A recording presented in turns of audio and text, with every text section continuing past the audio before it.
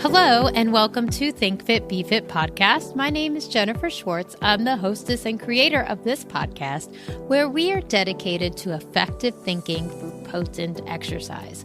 Join myself, a neuromuscular therapist and studio owner in Alexandria, Virginia, along with my co-host for conversations and topics such as high-performance athletic training, how our brain codes movement in exercise or sports, all the way to fixing broken priorities that have been handed down to us by the fitness industry, and even all the way to yoga and functional medicine for holistic fitness.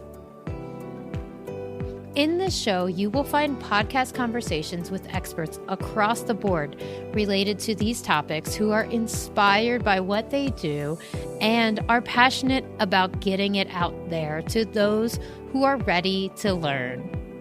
Ultimately, my goal is to provide the setting for facilitating these conversations that help us activate our individual and collective potential by feeding our brains to strengthen our bodies.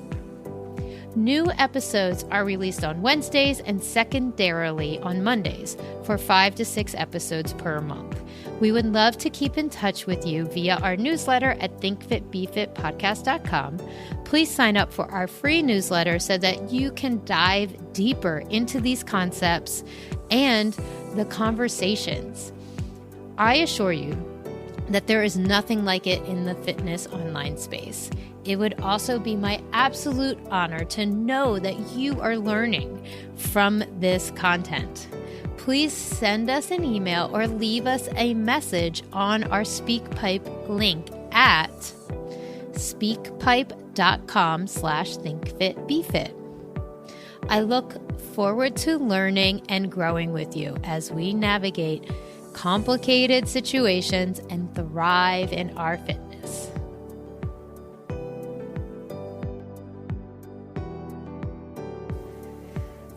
Today's episode is a showcase of mindset strategies and concepts for enhancing our capacity to thrive. Our special guest today is Pamela Gold of Hacked Fitness NYC.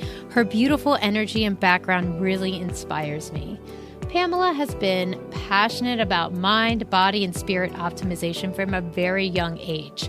An overachiever from the start, she grew up in a farm in upstate New York, attended Yale as a microbiology and biochem major, and then moved to NYC, where she supported the growth of a restaurant chain from 18 locations to over 100 and was the point person on an IPO, all by the age of 24.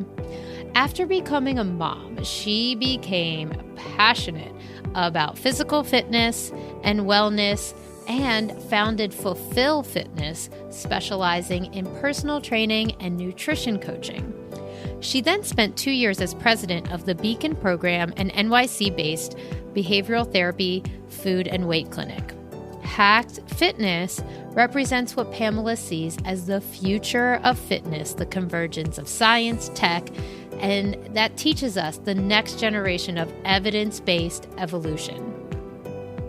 Pam is also the best-selling author of Find More Strength, 5 Pillars to Unlock in Unlimited Power and Happiness. She lives in the New York City area with her husband and 2 children. Her mission really comes through here, and that is being the strongest, most powerful version of ourselves in the most efficient way possible. And I've been to Hacked, and that's HACKD, no E. And it's true. It is. She put together the most scientifically effective way to become fit, like really strong. She is pretty much like famous for only working out 40 minutes a day and looking like a total fitness goddess. So go check her out if you haven't already.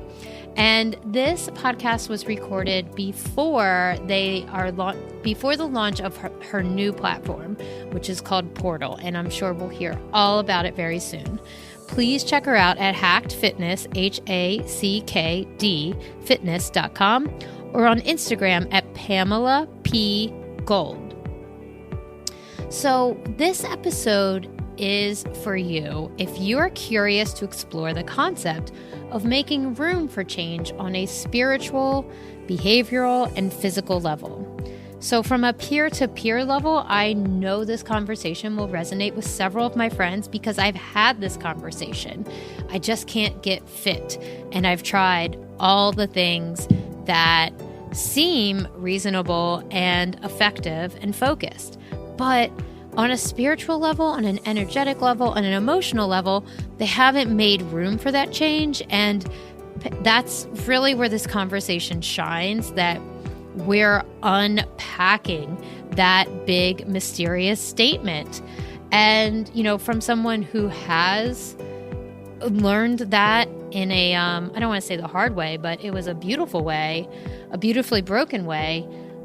It's true. It's completely true. We have to make room for these changes, and that if you don't, you're just kind of fighting fire with fire, or like you're in a self-defeating type of pattern. So this episode is really targeted towards that curiosity.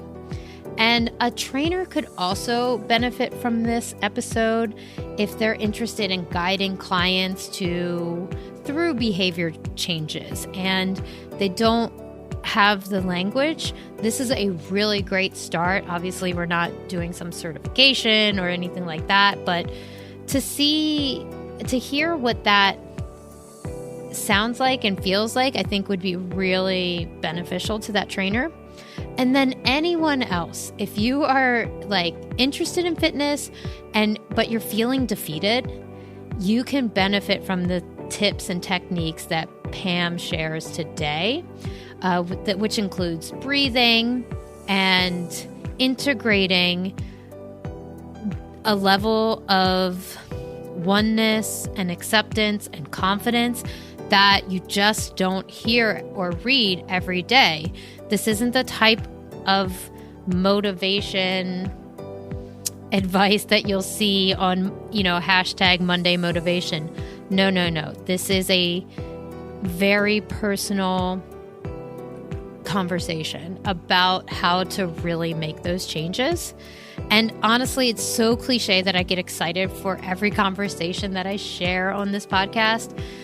But, I really believe in this capacity, in this ability and these lessons to help you and lift up your capacity to thrive. This is a very soulful and fun conversation.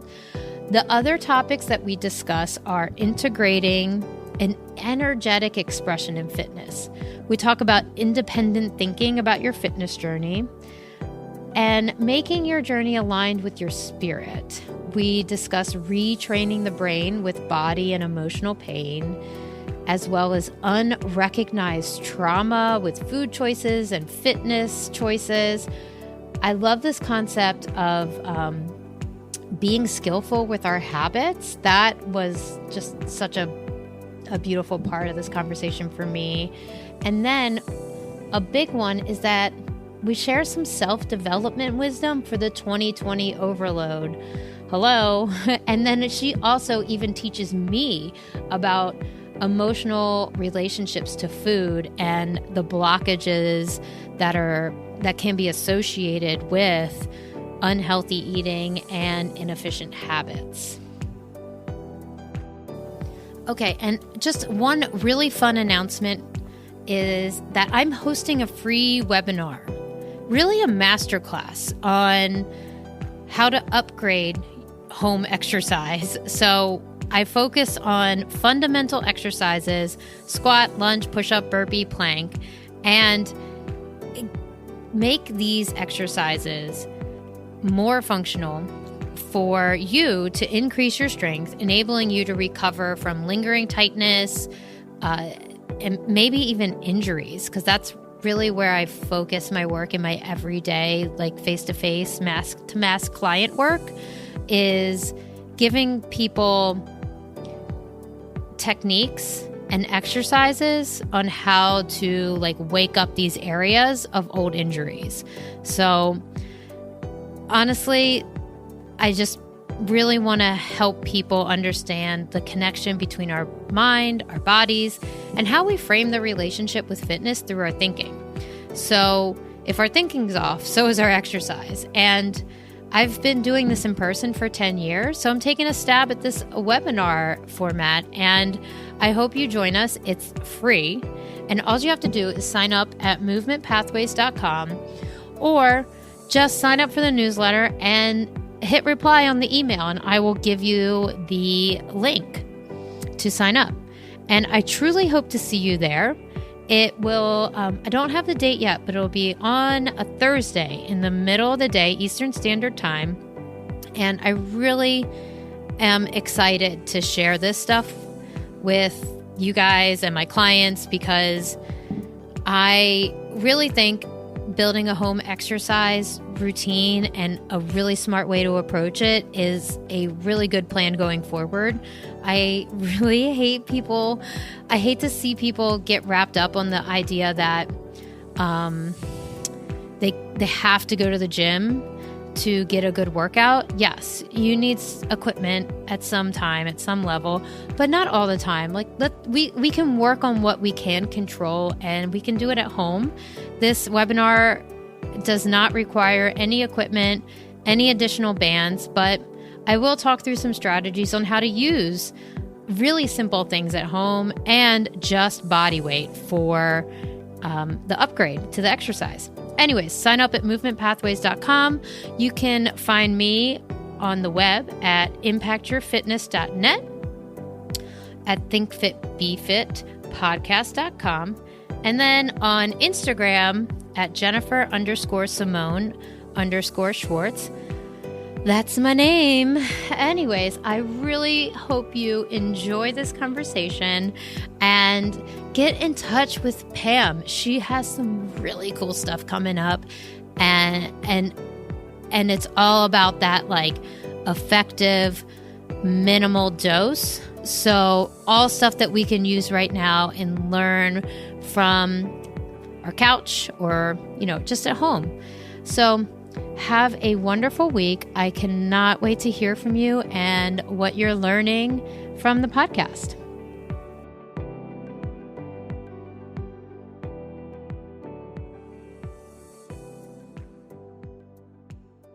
Okay. Well, welcome to Think Fit, Be Fit.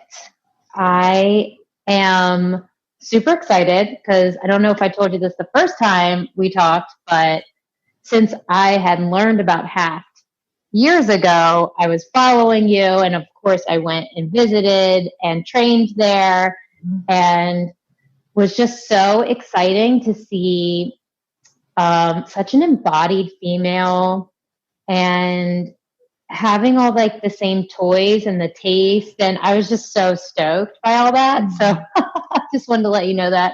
Yeah, no, I appreciate that. I love sharing, right? Like the most beautiful part of opening up a bricks and mortar facility for me was just that opportunity to share and connect. And, just you never knew who was going to come in and what amazing people I was going to meet. And I didn't have any anticipation of that aspect of it. It was just kind of a surprise and delight. So thank you for being part of that. Awesome. Yes. I had a really fun time on the ARC trainer. That was probably one of the most curious things for me. And then the second one was the evolved water. I don't know. Okay. Well, it could have been the structured water that we had you do. Yeah. Yep. Yeah. And it's interesting. There's so many. So there's a lot of things that we had at Habit Hacked that, are very rooted in Newtonian science, right? There's a Newtonian science behind, the ARX or ARCs, however you want to say it, where, we can, measure in force and all that fun stuff. And then there are some things that we experiment with and share that are much more rooted in quantum physics, and it's harder to have real clear evidence-based research. So it's a lot of anecdotal experience that I've learned from my mentors and then shared with clients, and then clients report back. And structured water is one of those where it's the forefront of a lot of the evidence-based science. And And it's interesting. And it was a really awesome opportunity to get to kind of have one foot in each, just like, I don't do woo. It's not woo. It's just harder to really have that evidence-based kind of Newtonian science behind it. It's interesting. Yes, which is why, like, you're one, like, I would put you in a Shiro category for me. Aww. Because, like, I am of a science-based thinker, and I may have mentioned, but much more in the mechanical side of things. I have been known to be of a reverse engineering mindset. And sometimes I can get really mechanical and unrelatable in some ways. And what I was so attracted with your brand and is that you also like value science, studied it, like more than that, really lived it, and have elevated it to like this level where we can use it. So I would love it if you could like just comment on your background, your education, and essentially, you know, where you're sitting now. Yeah, sure. I'll try to be as succinct as possible. So whenever it's like, well, I'm 42, so let's pack it all in really quick. I grew up on a farm, which is, I think, really meaningful because that's kind of where my roots are. I grew up literally on a 500-acre apple farm in a smaller town, you know, not too far upstate New York, but upstate New York. And I was the first person in 30 years from my little small town school to get into any of the top schools. And so I went to Yale and I spent the first 2 years majoring in microbiology and biochemistry. I was obsessed with the hard sciences. Like at a pretty young age, I was like, all right, I want to figure everything out. If I can figure everything out, then I can reverse engineer the best results, right? Because I just want to live the best life. And I always intrinsically felt like it was really me versus me. Like I'm super competitive. But at a young age, I realized that comparing yourself to other people was an inherently flawed way to go through life. Like I was like, that's going to lead to misery. And so I was always kind of comparing myself to myself, and really just that intention to strive from a young age, which I don't strive anymore. We'll talk about that when I get there. But from a very young age, there was this efforting and this trying and this striving to always be the best me I could be. Science fit right into that because if you really understood the building blocks and the mechanics of how everything worked and why you got results, then like you said, you could reverse engineer the best results. So super into science. After 2 years, I switched to political science because I had to switch to something. I knew I wasn't going to be a scientist. At that point, I was way too extroverted and my grades were not good enough to get into medical school at that point. And I didn't want to be a doctor anyway. Poli-sci became the thing, graduated with a BA in poli-sci, but I ended up moving to New York City and going into business. And I ended up being the right hand to the chairman CEO of a company that we took the company public. So at the tender age of 24, I was the point person on an IPO and got really kind of into the New York City life. And I got sucked in to this New York City just very materialistic and success driven and ambition. And it's contagious. And being in New York, it is hard to not get sucked into that very dense kind of level of definition around success. And so that was a bunch of years where I became increasingly unhappy. It was just like, this is not a recipe for happiness.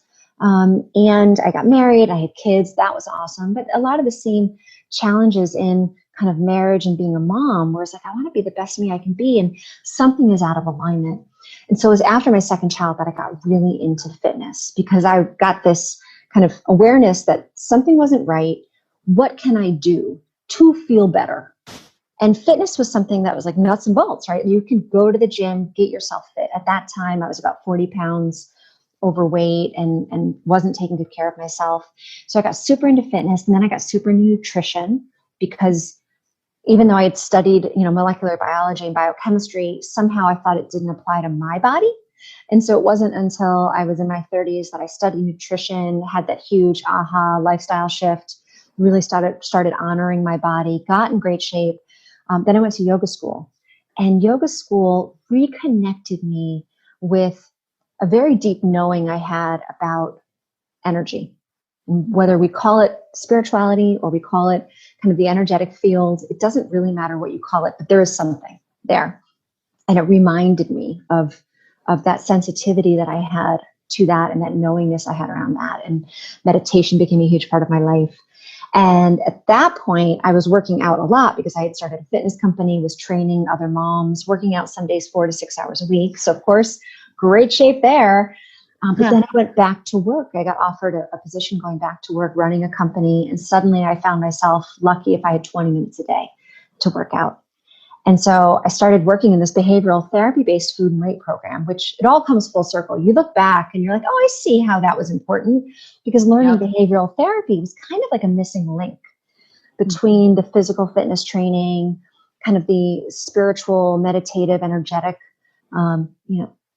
awareness kind of stuff that was happening and practices that I was experimenting with and was getting such benefit from. But the behavioral piece was a big piece. So I learned that while I was on the job. And at that time, I also started to get pushed with, well, how can I be more efficient with my workouts? Because I just don't have the time that I used to have. And that's when I started studying biohacking, and I started following Dave Asprey and Ben Greenfield. And that's how I learned about the tech that ultimately created Hacked.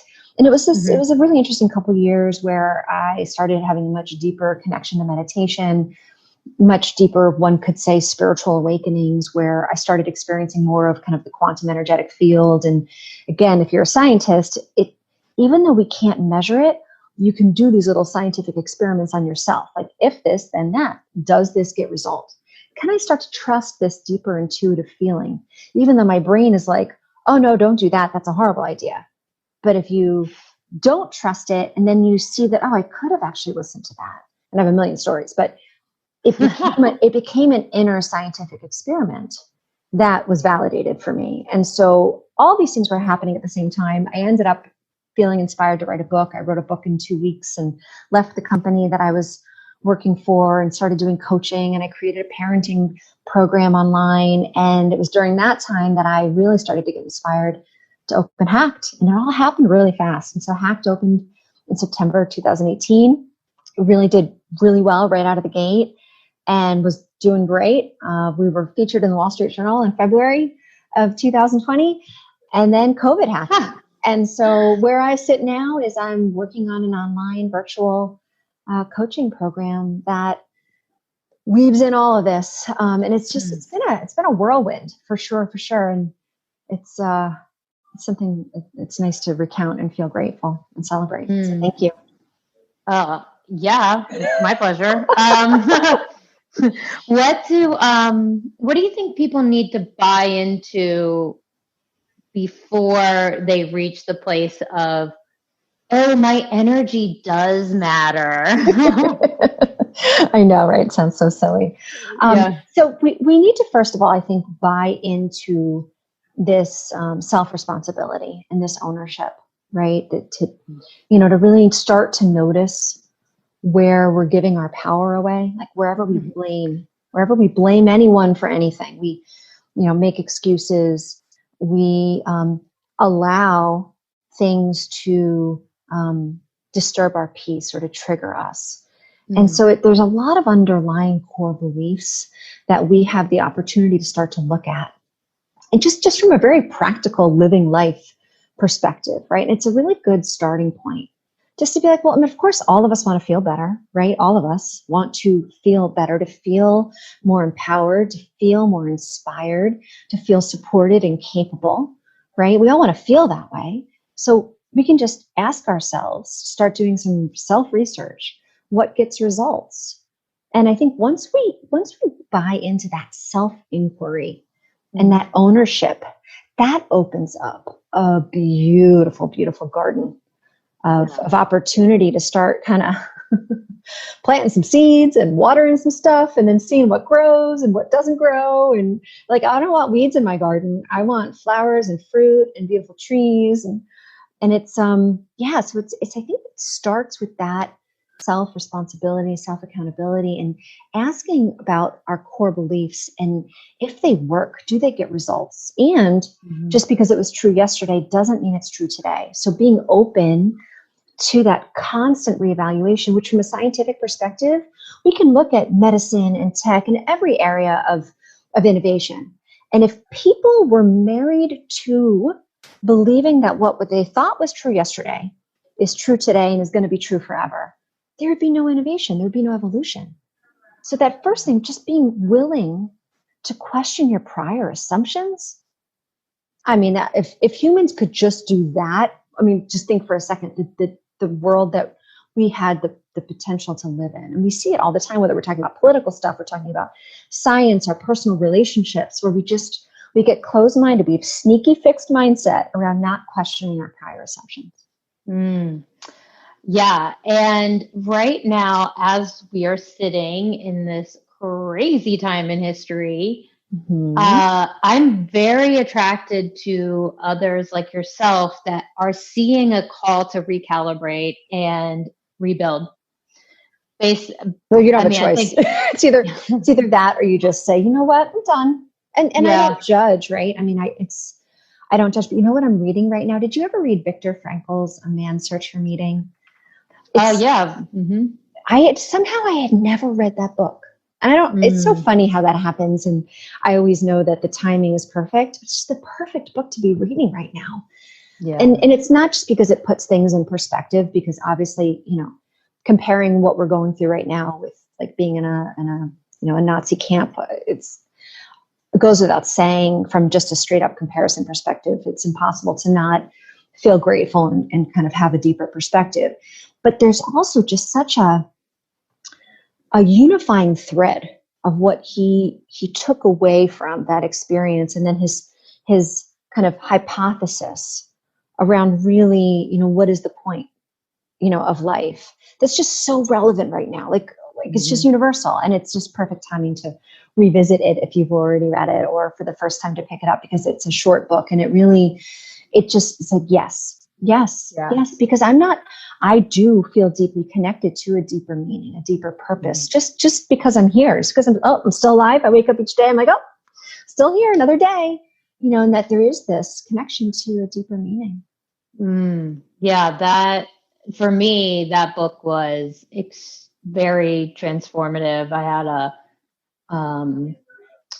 a deep, what would I say? I had a really profound visit from depression in my early 20s, and Kundalini, Viktor Frankl, there's like 3 more things I can kind of lay out that like really transformed how I spoke to myself and how I viewed my circumstances.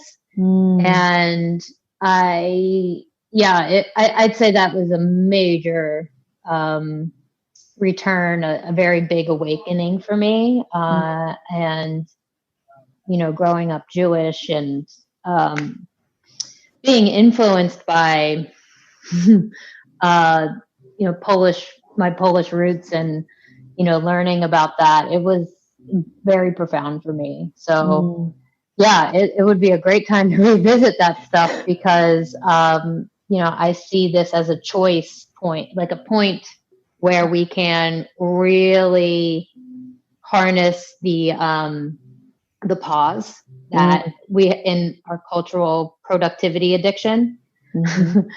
I would second that. Absolutely. Yeah. Well, it just goes back to, like you were saying, the stories that we tell ourselves. If we tell ourselves, like, okay, how is this an opportunity? What is life showing me that it wasn't showing me before? And so it's giving me this opportunity. It's calling me to shift directions, or go deeper, or take a bigger leap, or something, and tap into that question. Like, one of my favorite, just practices is asking myself empowering questions and then seeing what answers come. Because the questions that we ask ourselves are huge. And most people, I think, aren't as mindful or sophisticated in asking themselves empowering questions, because however you frame the question, you'll get an answer. So if you ask yourself a disempowering question, like if I mess something up and I were to talk to myself like, Pam, what is wrong with you?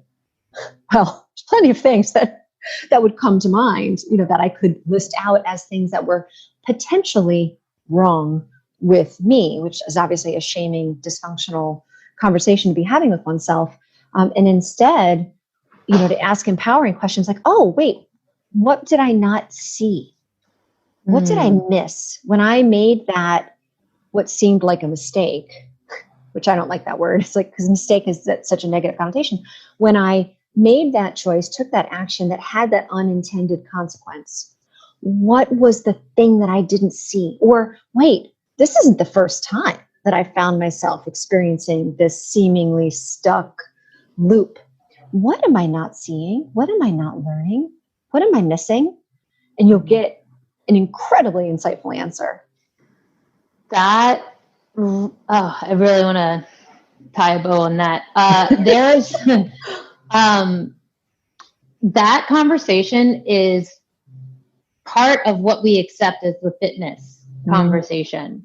Mm-hmm. Most people go to their trainer already answering these disempowering questions. Yes. And then a trainer's like, yes, I'll take your money. You obviously want to give me your money so I can fix you. Mm-hmm. And then it's that you need me. It's a lower level relationship, right? A lower level covenant where you couldn't do this by yourself. Mm-hmm. You need me, which is the exact opposite of what you and I know, believe that each of us has within us the power to do this. And we're merely coaches as trainers. We're coaching you. And you probably are going to meet a lot of different coaches along the way. And I'm never going to say I'm the only one or the best one. I'm here. And if you need to go dabble with another coach, that's totally fine. You do that. I will still be here. It's not personal. None of this stuff is personal. It never was.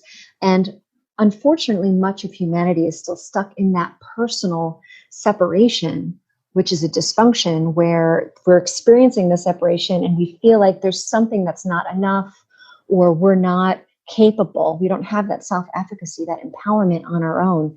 And we've been brainwashed in all of our societal, cultural advertising since we were itty bitty, where we've been conditioned to believe that story because it makes the powers that be continue to be able to take our money and take our power. And we need to switch it, swap it and bring it back. And that's exactly what I feel. Coke. Yeah. Yep. Yeah. Or, it's like that's the choice that I see that we can have right now. Like the universe is presenting this to us. I mean, it does before, and it has for eons, like presented these opportunities.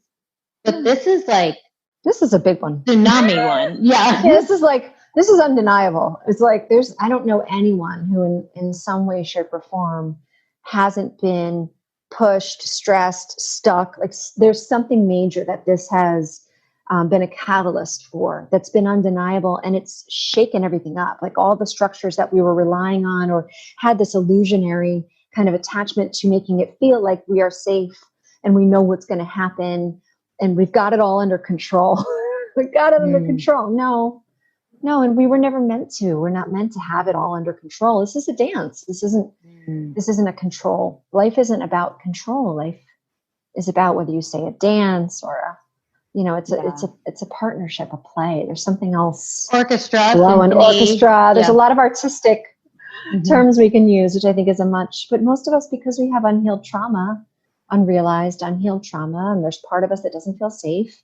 And there's part of us, especially in the fitness world, where a lot of us are overachievers, where we're striving. I remember when I was younger, I had trauma that I didn't realize until quite recently that set me on this overachieving path, because that's how at a young age I was like, well, I can't ever feel that way again. And so I'm going to feel safe and keep myself safe by always being this and being so awesome that I'm going to control my environment. And so I was striving and efforting, and I wasn't ever able to really relax because there was an unrealized trauma. And now I realize, and I can breathe in a way that I've never been able to, and I can relax and rest and be in a place of ease that I've never been able to. Well, cheers to that. Yeah. With my hint. I like hint. And okay, so what, man, cha-ching. Anywhere. I'm a very, anywhere you want to go. I'm with you, babe. So what the theme is, like, institutionalized thinking and acceptance to independent thinking and feeling safe. And I heard you say something, not in this conversation, but when I was doing my homework, listening to other podcasts, and you said something about the body feeling safe and that creating the right hormonal signature, chemical signature for us to actually get the muscles, get the bod, and maybe even get the mindset. So, it's like you can't disconnect it, right? And this is why when I learned about behavioral therapy, this is why it was kind of the missing link, because there's how we feel, what we think, and what we do, right? So 3: feel, think, do. It's funny. I used to talk about this all the time, and I haven't talked about this in so long. It's fun. It's a good reminder. So it's cool because you can't separate them out. And it's like a chicken or the egg thing, but it really doesn't matter. So literally what I say to clients, say to myself, it's like, what's the lowest hanging fruit in terms of thinking, feeling, and doing? Because if you do something constructive, you do something that would that you would make a commitment to yourself and you'd feel proud that you did it because you said you were going to do it, even though, like you say, okay, I'm going to work out. I'm going to get up in the morning and I'm going to go for a run. And you wake up and you don't feel like doing it. You just don't feel like it. And you don't even think you can. If you do it anyway, even if it's like the worst run in the history of all runs, even if you walk the entire time, the fact that you did it, you will feel proud that you did it. And you'll have a better chance at having positive thoughts that day, right? And I know that I've been meditating now for 8 years, and I remember what it was like early on when my thoughts were like a wild dog, like that monkey mind that just would be so dysfunctional and so out of control, and like unhelpful would be like an understatement. And I don't know if you ever read Michael Singer, Untethered Soul, but he has a great kind of first diatribe about, like, it's like you have a crazy roommate, like, and so it's a practice where you may not feel great. You may not get your thoughts all like in line where you want them to be right away. At least by taking the action in direction of your dreams, you can start to get the feelings and the thoughts, and so that's the thing. It's like, yeah, we want our body to feel safe, but what if it doesn't? It's okay. So one of my mantras that I learned from Mark Atkinson, you don't make a problem of anything. You smile, soften, sink, and slide. So if I'm feeling like, I'll be honest, right before this podcast, it's like, I'm not really feeling myself. And I was like, well, not going to make a problem of that. I'm just going to smile, sink, and soften, slide. I'm certainly not going to get in my head. Okay, first of all, all of us, I think we know, we get in our head, man, things go wonky. I used to be a competitive volleyball player, and anyone who is a competitive athlete at any point, if you get in your head, you're going to shank the serve. If you get in your head, you're going to shank this, whatever it is, right? And so just practicing not getting in our head, which takes practice. But it's like the feeling, thinking, and doing. It's like, all right, I may not be able to change how I feel right now. I may not yet have control over my thoughts. We haven't trained our brain the way that we would train a puppy, to behave in the house and get kind of housebroken, to not pee and poop all over the rug, right? At least we can always take the action. And that's why behavioral therapy, behavioral skills are so powerful when we're talking about fitness and we're talking about getting results. Because a little while ago, we were talking about core beliefs and what we think, what we really believe to be true. That's a tricky mistress. It's hard to get in there and really root out old core beliefs and old thought patterns that are dysfunctional. And we know hormonally how we feel is a tricky mistress. So at least we always can control what we do. And that's why habits and behavior, it's like no excuses, excuses. And people may need a higher level of care therapeutically. I'm not a therapist. And behavioral therapy skills, we all have access to those skills, and to be skillful. Like, if nothing else during the day, I commit to myself that I'm going to be skillful. I may not be able to control how I feel because maybe my child was up all night, or maybe I'm fighting something off, or maybe I'm somewhere in my hormones and something funky is happening. I don't know. I may not actually, for whatever reason, be feeling great. I have days where I don't feel great. I'm human. And then there are days when my thoughts maybe are not cooperating, and I have to just quiet my mind and not even go in my mind. Because if I go in there, it's like not a pretty place, because there's a lot of things changing, especially now with the uncertainty. If I go in my mind is troubleshooting and reverse engineering all of these real world things that are daunting and are scary, right? So I'm going to feel afraid, and I'm going to have those because it's real. I'm not making up stories. Like the reality for many of us right now, the reality is we don't know how we're paying our payroll if we're running a business, or we don't know how we're paying our rent, or we don't know how we're paying our bills. Like, no, that's scary. It is appropriate to feel fear. It's appropriate to feel that. So we're not going to beat ourselves up if we're having those thoughts and feeling those feelings. So what can we do? We can at least always take the constructive action. And that's why having a coach, having a trainer, having a plan for being skillful with our habits. I mean, that's the process. And so we can start to make our body feel more safe by taking these actions, knowing that we're eating clean, that we're moving our bodies, that we are meditating, that we're getting out in nature, we're hanging out with people and spending quality time with people, whether it's, physically distant, but we're not, actually socially distant. Those are the things that we know tried and true are evidence-based behaviors that get results. And you have to live in the process of it and not micromanage. Well, I just did it for 5 minutes and I'm not feeling better. I'm throwing it out. I'm not going to try to eat clean anymore. Screw it. I'm having the cheeseburger and the french fries. But if you have the cheeseburger and the french fries, the second you fall off the plan, you just get right back on. You don't make a problem of it. This is like my old partner used to say, Molly Carmel, who is founder of the Beacon program. She used to always say, this body, because a lot of people that went, had a lot of weight to lose. This body didn't go down on one cheeseburger, one milkshake. Nope. It's you do one thing that's a little bit off the plan, no problem, get back on, because life is about that flow. You know that story about the plane that's flying from New York to California? Every single moment, pretty much, you look at that plane, 100% of the time it's off course. And so living life is that dance of recorrection. Oh, I'm going a little too far this way, a little too far that way, a little too far this way. That's what the brain does. Yeah. So we can experience in our heart and our being the flow of life. If you think about it, we're kind of always off course a little, and then you could beat yourself up about it. But that's not the process. The process is the dance of the routine, setting a strategy, sticking with the strategy. When you deviate a little bit, you just get back on course. No big deal. Smile, soften, sink, and slide. Don't make a problem of it. It's a dance. Yeah. Is it, sometimes I think maybe people's course is not well defined either. I see it as so I work in like neuromuscular therapy. People, their course is get me out of pain.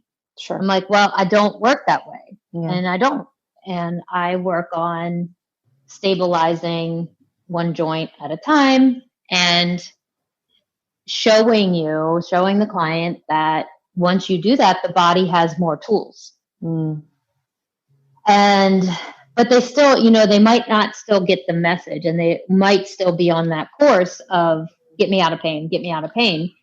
And which we can understand, right? We can certainly sympathize and understand. And especially whenever we're in pain, it's that much harder to look at things from a deeper or higher kind of state of consciousness. Yeah, right? Retweet. Yeah. And so just to be the first step, whenever I'm in pain, I've retrained my brain. So the second now that I'm in pain, I smile and I feel grateful for something.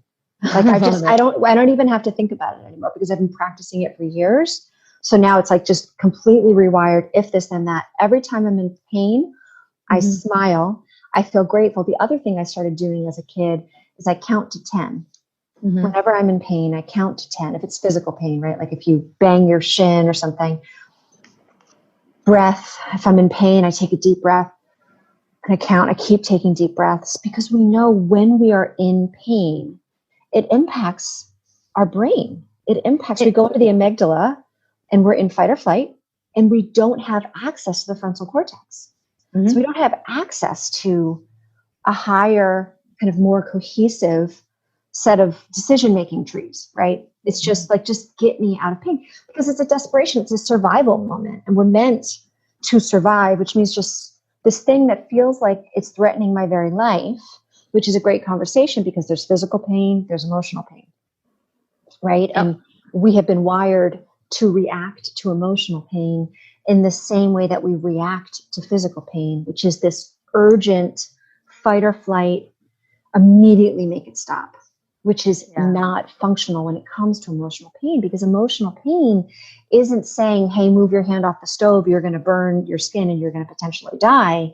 Emotional pain is telling you one of two important things.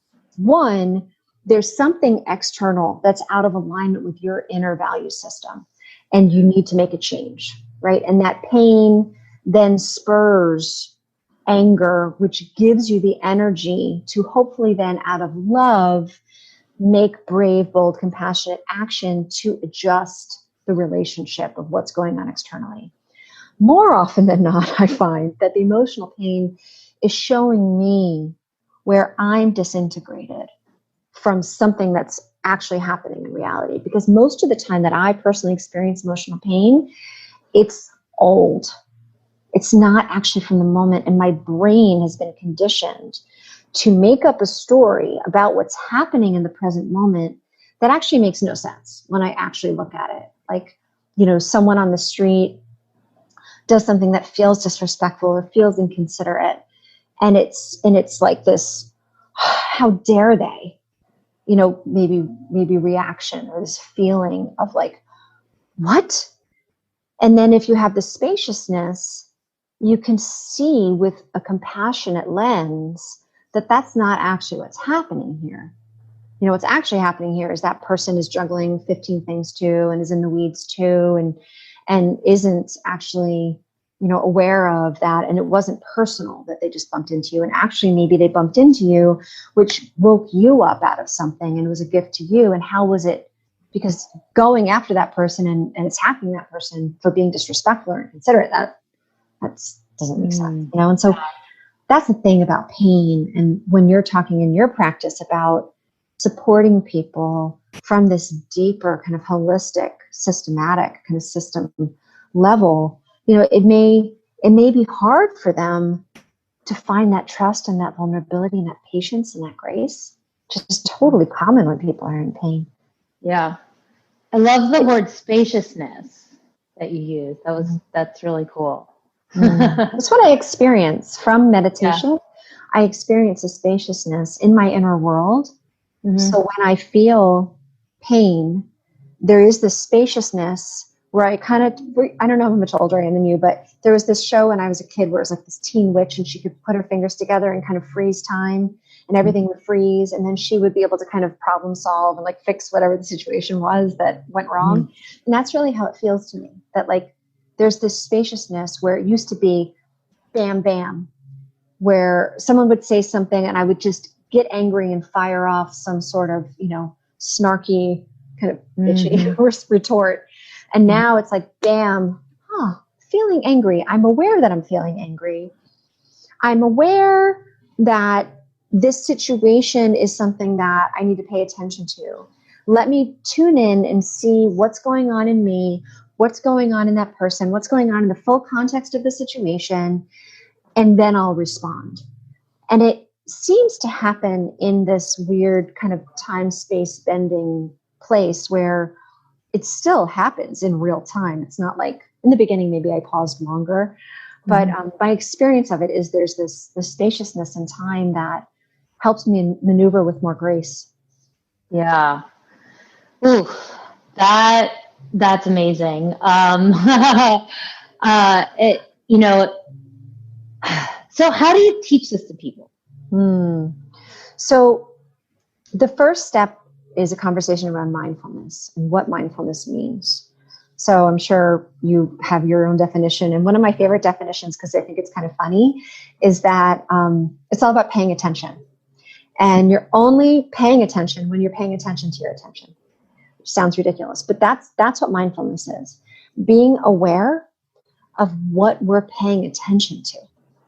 having that awareness, and I teach this to kids actually by giving them little flashlights. Super fun ever since my kids were little. And I'm like, okay, here you have your flashlight. Okay, what are you going to choose to shine your flashlight on? And we go around the room and I'm like, look, okay, we turn off the lights and they all, ooh, it's fun. And so I'm like, look, if you choose to shine your flashlight, on the curtain and just look at that curtain, look at all the pattern and the density, you can choose to shine a flashlight on the library shelf. And ooh, now you can see the books and you have all of this choice. So what you choose to shine your flashlight on, your attention on, and your experience is going to be very, very different depending on what you choose. Now, most of us aren't mindful. We don't actually connect with that seat of awareness. That seat of, if you imagine a person holding a flashlight and your attention is the flashlight, right? And we can pay attention to our thoughts. We can pay attention to our body. Like right now, you could pay attention to your fingers and feel how you're feeling. You can pay attention to your spine. Pay attention to your breath. We can choose. Most of us are on autopilot all day long. We just are. We just are. And so the first step is to have a mindfulness practice and to start to connect with that seat of awareness where we're aware of our awareness. We're aware of what we're paying attention to. And Mark Atkinson has a really good 5-second practice for this. If you take like a feeling, like suppose right now, I can be honest, like, no, if I tune into it, no, I'm feeling pretty overwhelmed, like pretty stressed and overwhelmed. If I really let myself, I could really go into like, I am so stressed. I am so stressed. I am so overwhelmed. Like that's true. Like there's a part of me that is, right? So I can connect with that. Most people, when they feel big feelings, like my kids, they will relate to and resonate with, I am so angry, or I am so stressed, or I am so scared. I am the emotion. The next step is I am aware that I am feeling so stressed. And you can feel the shift. If you go from I am so stressed to I am feeling so stressed, and you get more spaciousness, right? Then the next one, you settle into that. I am aware that I am feeling so stressed. And you settle into that and you let your body shift and you kind of close your eyes and you sink into it. And you suddenly have a lot more spaciousness between your sense of being and the sense of feeling, right? And then the last one, the kicker, you close your eyes. I am aware that I am aware. And if you really practice that, you'll look around and you won't even be able to find the stress and the overwhelm or the anger. It instantly takes you into present awareness.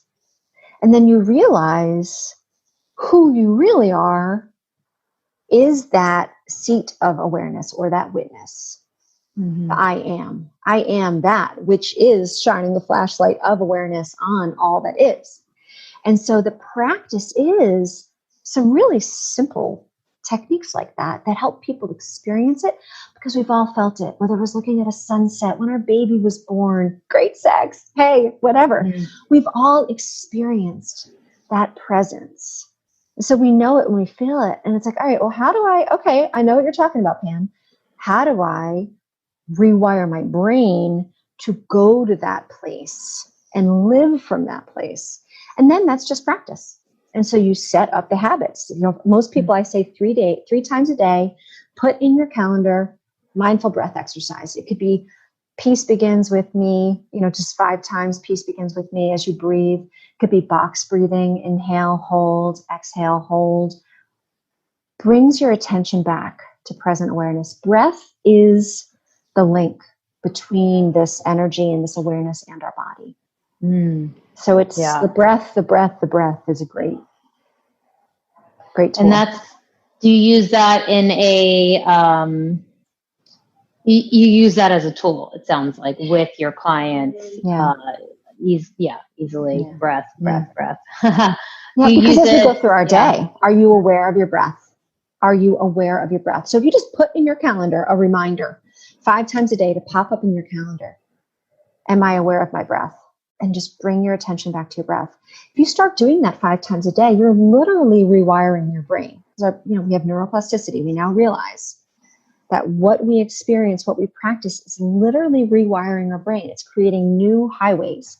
And it may just be a little path through the woods right now, but if you keep going over that same path 5 times a day, it becomes a rut. It's an easy go-to thing where you start to feel stressed, you just go right to your breath.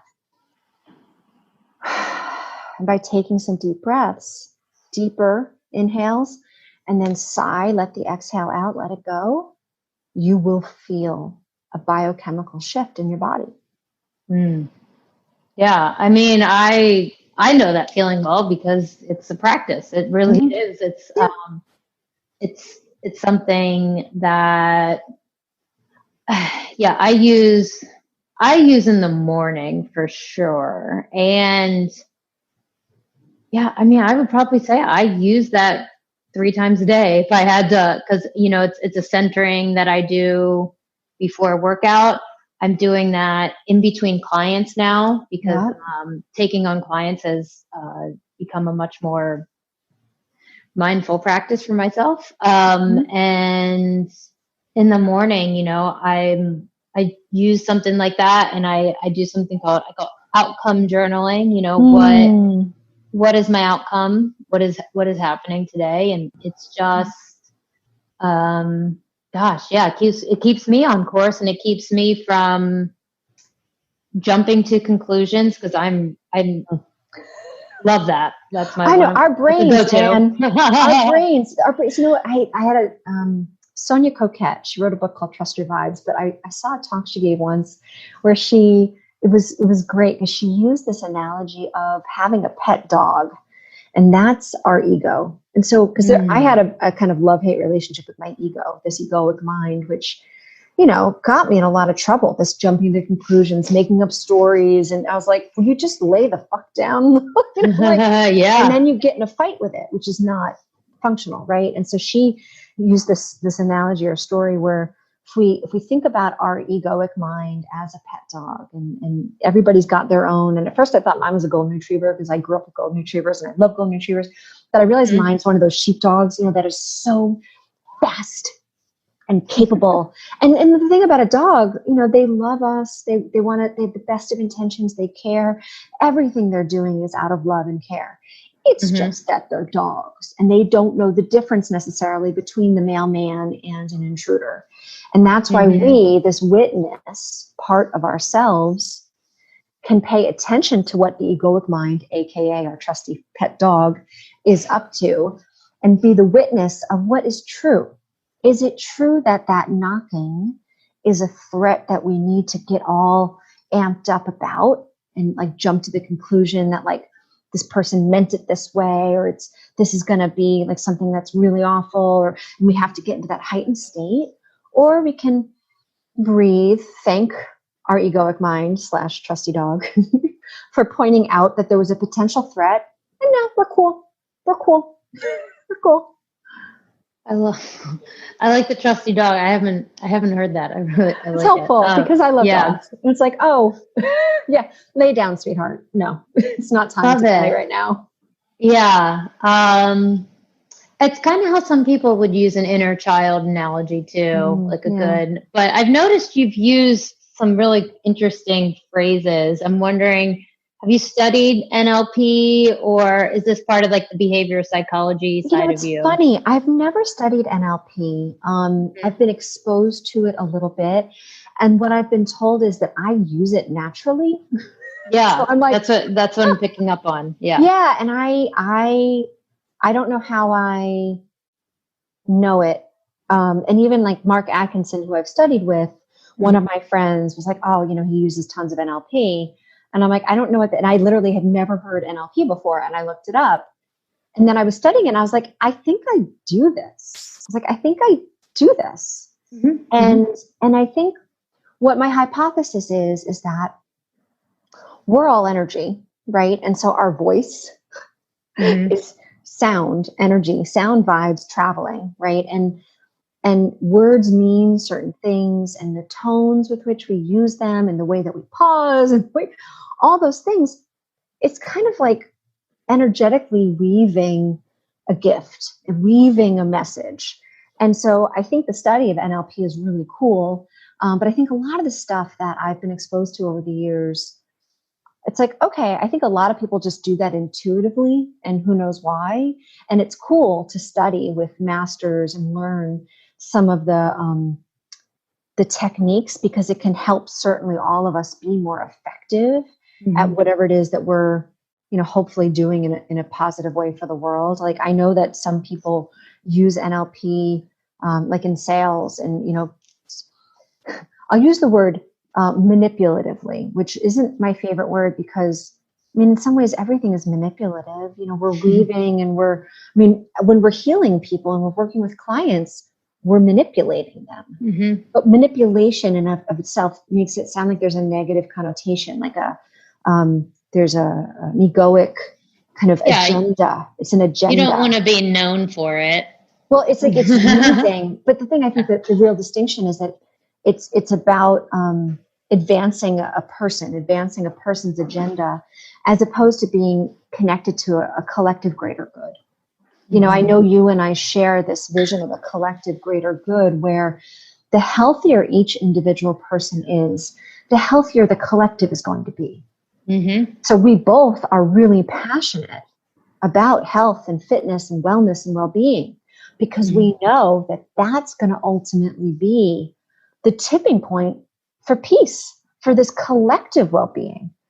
Because collective well-being, collective joy, collective love, collective peace, yes, please, it starts with individual joy and peace and love. And if we as individuals can be in a place of peace and joy and love, we're then going to hold that frequency and share it with people. And so when I talk and I work with people and I coach people, I don't even know what I'm saying. I don't even know what I'm saying. I don't know what I'm saying. Like when you were like, use interesting phrases, I'm like, cool, what are they? I don't even know. I don't know. But it's coming from this connection to a greater good, because it's my own peace. And I can't be at peace actually unless I'm holding a frequency of peace around me, because we're not really separate. And so it takes a lot more energy for me when I'm in the presence of someone with pain. But one of the things I know you can relate to, right? That's why you say in between clients, you have to. I hit up the juice, man. Yeah, because you have to, because it literally is holding an energetic frequency of peace and love and joy. When you can be in the presence of someone who really is in pain, feel their pain, because I'm assuming, like me, you're an empath, and so you feel other people's pain.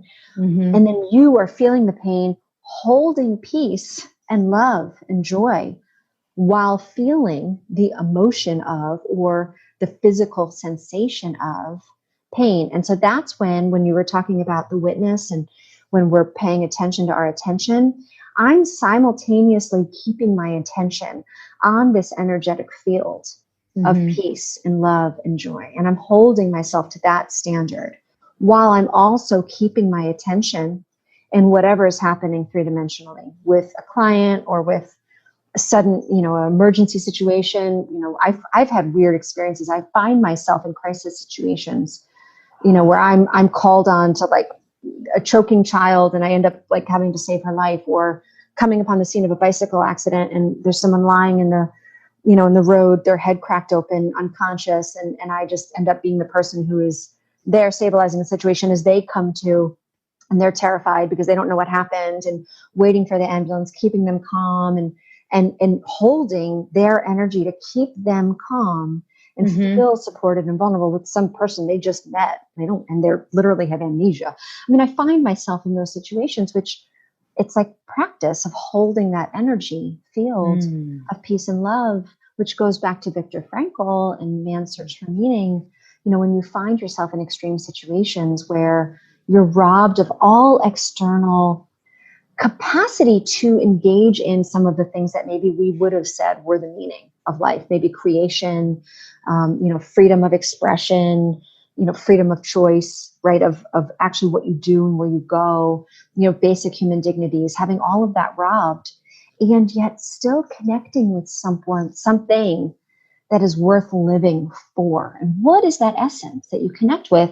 And I would say that that's that deeper energetic field that we all are a part of, that externally, no matter what the dire situation, we can connect with that, and not just connect with it, be it and hold it for whoever or whatever the external that we come in contact with is.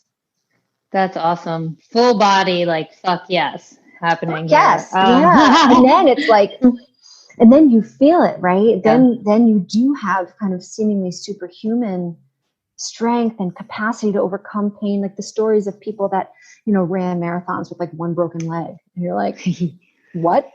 Like what? What? Superhuman capacity to keep on keeping on. So what other tools are you using to show people the superhuman strength, the inner wisdom, the inner power that we all have? Because I'm assuming that's what your coaching is trying to get people to see collective, incentive as well. Like, this is not a small goal at all. No, it's kind of a big, hairy, audacious goal. And thank goodness I have such fabulous kind of team members and supporters. So we're launching an app that is a combination of messages, like morning messages, and activities like going for walks or jogs or whatever, and workouts. And the workouts infuse the underlying wisdom, right? And so while you're working out and you're tapping into different feelings in your body, different connections to your mind and to your energetic body and how it feels kind of in your energetic core. We're kind of hitting a lot of check boxes kind of in one 8-minute or 16-minute workout. So that's what we're working on launching. And then of course, meditations and mindfulness activities, the restorative days. So part of what I believe, and I know you share, that we have to honor recovery and give our body and our mind and our spirit, what it needs to restore. And so, the programming is the workout where you're kind of training and stressing your body. And then there's the restorative training sessions where we're able to talk more and kind of have some, deeper wisdom that we're connecting with in our bodies as we're doing more, restorative workout sessions. And so that's what we're working on. Obviously, breath sessions are key.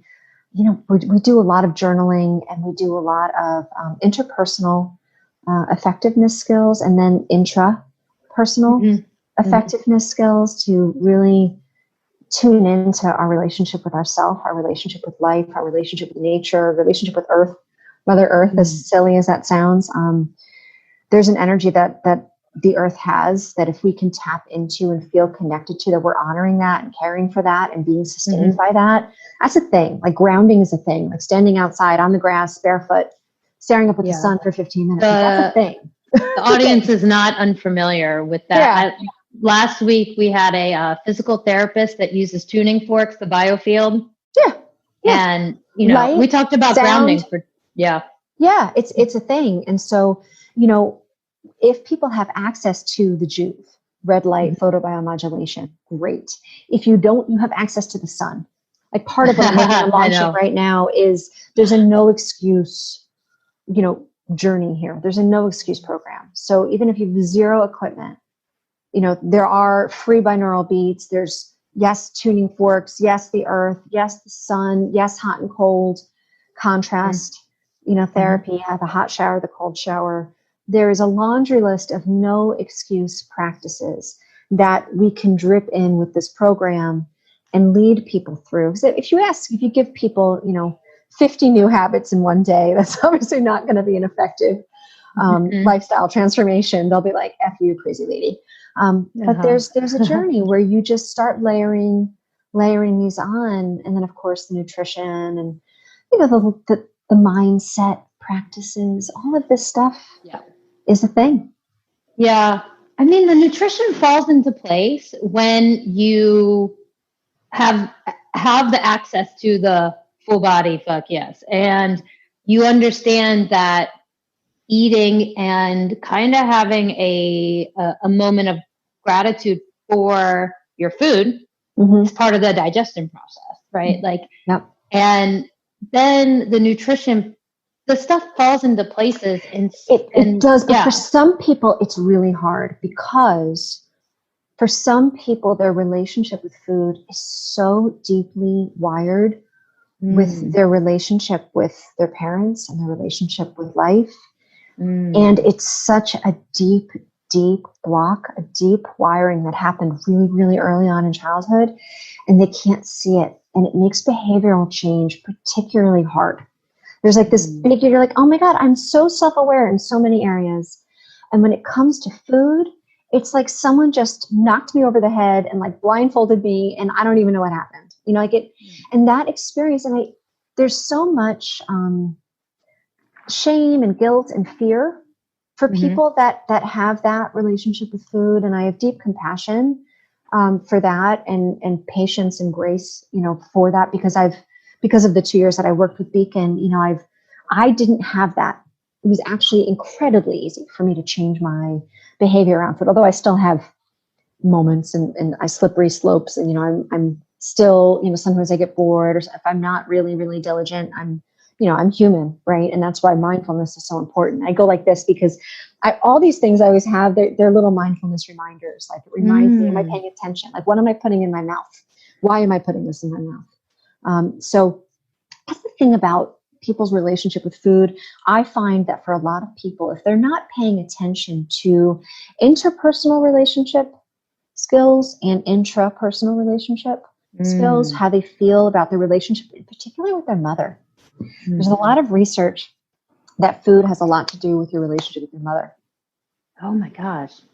Yeah. Well, thanks for that. Cause like, you know, I am, I'm on such a, you know, different reality, thank goodness, for myself. And I certainly don't help people with their diet choices. So I have 2 questions before we wrap up. One is, I gotta know what are you using at your house? What is your quarantine fitness been like? Well, because I had to close Hacked, pretty much everything from Hacked came to my house. So I have the most extensive home biohacking fitness facility, short of maybe Tony Robbins and some other billionaires. So I've been lucky that I still have access to the ARX, and I have access to the Juvent, which is the microvibe plate, and the Juve panel. I have the Pulse Center Pro, which is a $35,000 PEMF device. It's, you know, it's irresponsible financially, you know, for me to have all this at my home, and it just has to be this way right now. So I am very grateful that I have access to this. And I am designing a program, and actually just this past week, the ARX went back to Austin because there's just no visibility now on when we're going to be able to open back up responsibly in New York. And so I'm actually starting now the workouts that we're designing through the Portal app, which is just about to launch in beta. So it's not even, you know, available, but we're testing out all of these workouts now. So I'm transitioning from having a very sophisticated routine from a technical kind of standpoint to just going back to bare bones, body weight, you know, calisthenics, really, really basic stuff. And because I know that there is a minimum effective dose path where from a fitness perspective, as long as we're paying attention to what I call the 5 pillars, which, you know, we all know that there's a holistic kind of set of boxes we have to check for the way that we define it. We say physical fitness, mental fitness, nutritional fitness, sleep fitness, and communal fitness. So as long as we're paying attention to those 5 areas, the amount of physical work that we need to do to maintain muscle mass, maintain mobility, maintain the power, the agility, the endurance, and the balance, all the different boxes that we want to check, it is just nowhere near as much as what most people think it is. And I've been practicing minimally, literally 20 minutes a week for years now. And I will say that through quarantine, you can tell hormonally that there's more cortisol because I have more visceral fat now than I have. And so I don't have any shame. It's like, oh, I know what's happening here. Every woman I know, every kind of smaller woman I know has commented to me like, I don't know what's going on with my belly. And I'm like, that's just visceral fat from cortisol. It is what it is. We're going to keep doing all the stuff we know to do to lower our cortisol. But other than that, like I know I'm just as strong because I can measure it. I know my muscles are just as strong, just as dense, capable, and I work out very, very little. And so that's what we're transitioning to. No equipment whatsoever. I mean, I have access to a lot of equipment, and I'm testing out this no equipment workout now. Oh yeah, I can't wait to. You're already invited back to the podcast. Obviously, you can have a seat on the board. And the thing I would love to come back to is, having like a kind of like a review of the body weight, the transition. Because I've got a ton of stuff to talk about too about that. So that's so freaking interesting. Well, you can be on my board too. Okay. I'm all about collaboration. Like you said, this is a really big, hairy, audacious goal. And I'm not in it, for egoic reasons, right? And I know I can't do it by myself. And the more of us that support one another in this quest to literally lift up the vibration, right? The capacity to thrive, both individually and collectively. I mean, the more of us that support this mission and just keep supporting it, we're all going to get there. I mean, rising tide really does lift all ships. Yeah. It does. Yeah, it does. It just does. It's like, that's a scientific fact. Yeah. Okay. So what is another, like we've covered several of these, but I want to hear maybe something again or something we haven't brought up, but what is a beneficial belief that you hold that you believe humanity could benefit from? That's a fabulous conversation. I guess if I had to say one, and this is going to be so broad, but this is like my thing, is that love is the way. It's not like I have a shirt that says love is the answer, which is a great shirt. And I love that shirt. But what I've experienced, and I just know it, is so when you say answer, it's like you're in your head, right? But we experience love. And we experience being love. Things feel like love. And it's very different than an emotional attachment that a lot of people define as love or think is love. Because what happens is people experience love and then they almost immediately get in their head and are afraid of losing it. So then they attach to the person. And so dropping in out of the head and out of the attachment and the fear of losing, and instead being in love. And love is infinitely generous. It's timeless. It's impossible to lose something that's real, right? So love doesn't limit. You're not really in love when you're limiting in some way. Like, I love you, but no, like love has no buts.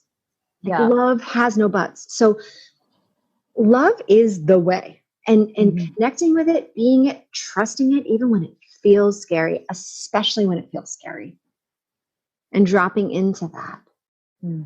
And most people aren't rooted enough in feeling safe, trusting themselves, trusting life, to allow that to flow through them, to allow themselves to be that.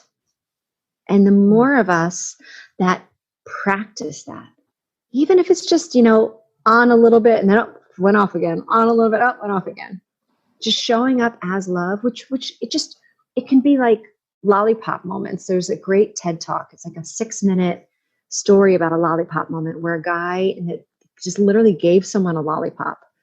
And the point of the story is we oftentimes think of these big moments in life and these big success stories and pinnacles of our life, And he's like, no, like a life can be so meaningful and so beautiful and be a string of these lollipop moments where you just do a little thing and you never even realize the impact that it has on someone.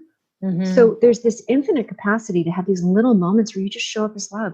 That could be a smile. That could be holding the door. It could be, noticing someone struggling and just being an angel in that moment. And be like, oh, do you need help holding your bag? Which, okay, COVID right now, we can't get in someone's grill and offer to hold a bag or something. But little things like that, it doesn't have to be these big things. But then we notice how in these bigger moments of our life where we have to make these big decisions, we have to make a call. If we ask ourselves what feels most like love, because love feels like flow, it feels like growth.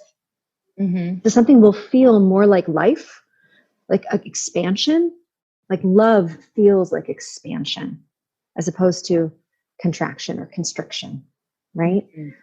And so being that, trusting that literally as the way or as a gateway or a portal, which is the name that HACT is changing to as portal, that is a truth that I know.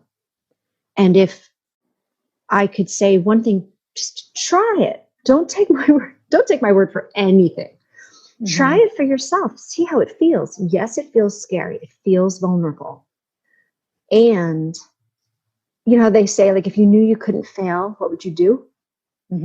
So apply that to this. If you knew you couldn't fail, if you knew that whatever hurt you experienced wasn't going to kill you, whatever, like if someone asks you for money, you're like, oh, well, how do I know they're not taking advantage of me? Or you don't. You don't. Does it feel like love in that moment to give them the money? Or does it feel actually not like love? It feels like you're enabling. It's the feeling that is the thing. Because your brain can't make sense of it. Rationally is always going to be this dualistic, contrasted assessment that is always missing the space between, which is the wisdom.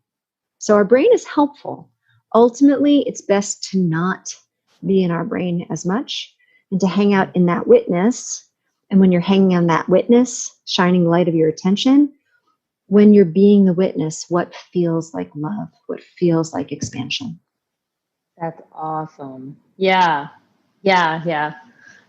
When you're being the witness, that I think that for me, like, really resonates because it's, you're removing the egoic,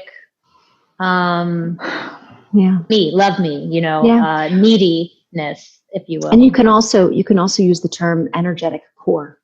So you're resting in your energetic core when you're the witness. And the energetic core, there's this timelessness in your energetic core. So your energetic core knows that time is a tricky mistress. It is not as linear and do as we think it is. And so you're not in your energetic core if you are rushing, if you feel like there's not enough time, if you feel like there's not enough of anything, you're not in your energetic core. You're not really in the witness. You're in the story. The story of your brain is what creates any illusion of scarcity, any assessment of not enoughness. If you drop back down into that energetic core where you're witnessing the thoughts, you're witnessing the story, you're witnessing the feelings, the emotional feelings actually end up being quite dense. The spirit of love, the spirit of joy, the spirit of peace is much more subtle and much more powerful. It's just most of us don't tune into that subtleness of energy, that subtleness of information. And we can practice that. And that feeling of love, it's a thing. Yeah. Well, yeah. It's like a gateway. It takes you through a portal or through like a wormhole of transformation. It's like if you want to level up, be love. Just be love for a week and see what happens. Some things will fall away because there's a lot of relationships where we're not being love. When we start being love, they're not going to want to stay in that relationship because they were actually using us for some part of codependent storyness around like self-sabotage and scarcity and lack of worth and not safe story. When we start showing up as love, we'll attract different people into our life. And certain people who are currently in our life will go away. which is a good thing because it's all energy. It's all energy. Oh my gosh. Well, thank you so much. I have to go. Yeah, this has been so great. For lots of love. You are divine. Please keep in touch. Anything that I can do, I'm always here. Really appreciate you taking the time to chat today. Oh my gosh. Anyone who listened, thank you for listening. Yeah. We have lots of rock stars subscribing to the podcast because they believe in this this ability for the body to change and for it to continue to change, and that there's more to fitness than what is usually being sold out there, and that we are having intellectual conversations to get to that collective incentive. Yeah. It's a beautiful thing. That wisdom. Yeah. So we can all level up. Awesome. Thank you so all right. much. Love to you. Many blessings. All right. Mwah. Bye. Thanks again. Bye. Thank you so much for hanging out with Pam and I. I absolutely loved and enjoyed that conversation. I learned about some emotional contributors to eating habits that I don't have to think about, thank goodness, very often. I also learned that making room for change in a spiritual way is absolutely necessary for our bodies to thrive physically. And of course, as I mentioned, I've experienced that, but I really felt that I understood it more after this conversation, and I cannot wait to learn what she is up to and follow all the things that Hacked and Portal have in store. So, just a reminder that we have an offer for you guys to join a free webinar masterclass on upgrading your home exercise. And when I started my practice 10 years ago, the fitness world looked nothing like it does today, notably home-based workouts. Looking back, I had no idea how different my ideas of fitness were and how bad the advice is for 90% of programs on the market. I was determined to do things effectively and reach the deep well of potential for physical fitness that I know lives within us. If you're working to overcome injuries and tightness and build strength through home-based workouts, I can imagine that we share a similar frustration for the lack of results that so many other systems promise. So that's why I wanted to present this webinar for you guys so that I can walk through fundamental exercises like the squat, lunge, push-up, burpee, plank to make these exercises more functional for you to increase strength, enabling you to recover from lingering old injuries or muscle tightness, or just to be more effective overall. And this class you can sign up for on movementpathways.com. Check out the show notes. You can also leave us an audio message on maybe stuff that you're learning from the podcast or something you want to learn at speakpipe.com/thinkfitbefit. I would be so excited to hear from you. And as always, check out thinkfitbefitpodcast.com and our social channels, thinkfitbefit_podcast on Instagram and Facebook. Have a wonderful week, and I look forward to hearing how you are thriving in your fitness.